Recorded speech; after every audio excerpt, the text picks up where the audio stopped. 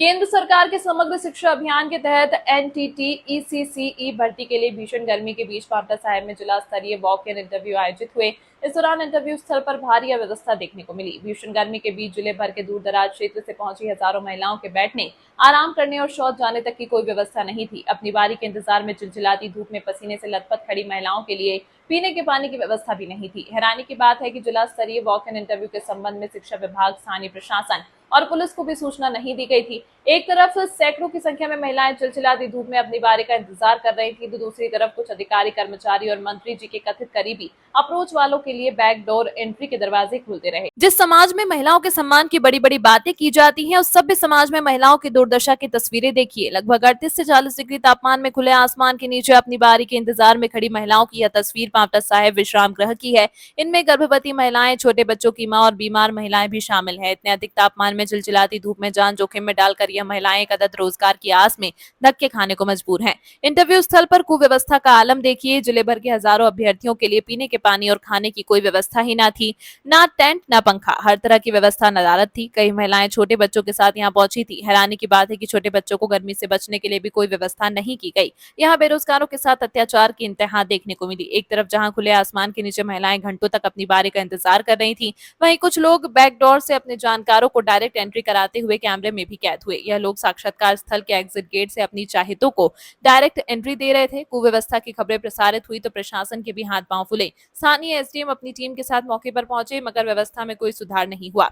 Media की दखल के बाद हालांकि कुछ पुलिस के जवान पानी की बोतलें बांटते जरूर नजर आए। एक निजी कंपनी ने कुछ लाइनों का नोटिस निकालकर अभ्यर्थियों को आमंत्रित किया था। इस नोटिस के आधार पर यहाँ हजारों की संख्या में आवेदनकर्ता पहुंचे। समूचे प्रकरण में हैरान करने वाली बात यह भी रही कि जिला स्तरीय वॉक इन इंटरव्यू के बारे में शिक्षा विभाग, स्थानीय प्रशासन और पुलिस विभाग को भी आधी अधूरी जानकारी है उपलब्ध करवाई गई थी। बताया जा रहा है कि इसको व्यवस्था के लिए लोक निर्माण विभाग के कार्यालय में बैठने वाले कर्मचारी की मुख्य भूमिका रही है, जो कंपनी के संपर्क में था। हालांकि कंपनी प्रबंधन वर्ग ने अपनी कुव्यवस्थाओं से पल्ला झाड़ते हुए असंतोषजनक जवाब मीडिया को दिए हैं। नहीं कह सकते कि सिस्टमेटिकली काम नहीं किया। हमने 5 डेज पहले डीएस के हिसाब से पर्सनली मीट भी लिया था, वहाँ पर रिसीविंग भी थी। हमने अंदाजा बता भी दिया था 4 से 5 हज़ार लोगों के आने की आशंका है लगभग से। उनकी व्यवस्था किस हिसाब से की जाए तो हमें भी गाइड करें या हम भी उसी हिसाब से करें व्यवस्था चीज़ों में। SDM साहब से भी पर्सनली मिल लिया था, मैं चौकी में भी जाके मिल लिया था चीज़ों को भी। इंतजाम है यहाँ।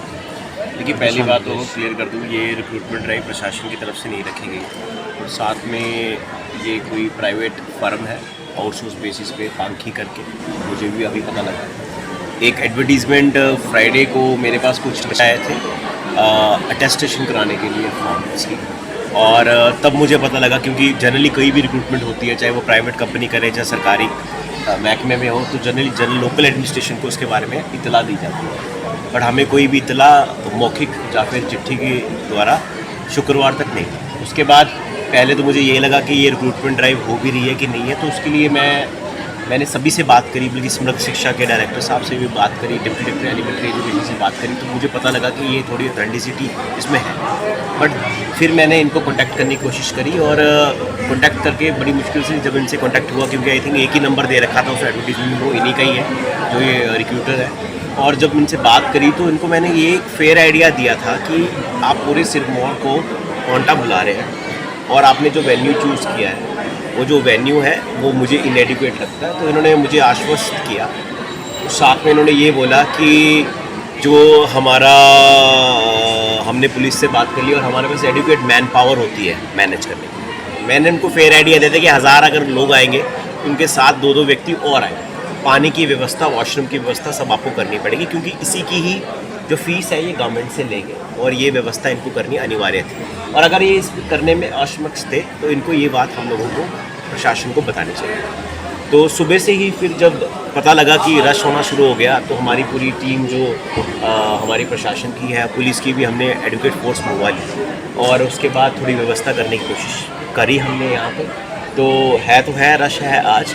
मेरे अकॉर्डिंगली ये फेस वाइज होना चाहिए था, बट ये क्योंकि निर्णय प्रशासन, स्थानीय प्रशासन या जिला प्रशासन के हाथ में नहीं था, ये रिक्रूटमेंट फर्म ही बता सकता है कि किस तरीके से ये व्यवस्था को कर सकते थे। क्योंकि मुझे लगता है इन्होंने भी इस चीज़ का अंदाज़ा नहीं लगाया इतने लोग आ जाएंगे। बट अगर हम 20 आंगनवाड़ी कार्यकर्ता की इंटरव्यू भी रखते हैं तो हम उसमें भी देखते हैं कि 200, 300 कैंडिडेट आ जाते हैं। खास करके NTT का जो विषय है ये काफ़ी देर से काफ़ी लोगों ने इसका कोर्स कर रखा, तो मुझे अनुमान था कि इसका होगा। और इसके बारे में इनको मौखिकली मैंने इनको घर में ही बुला के कल बात करी थी, उनको बताया था, बल्कि इनको पुलिस के पास भी भेजा था मैंने।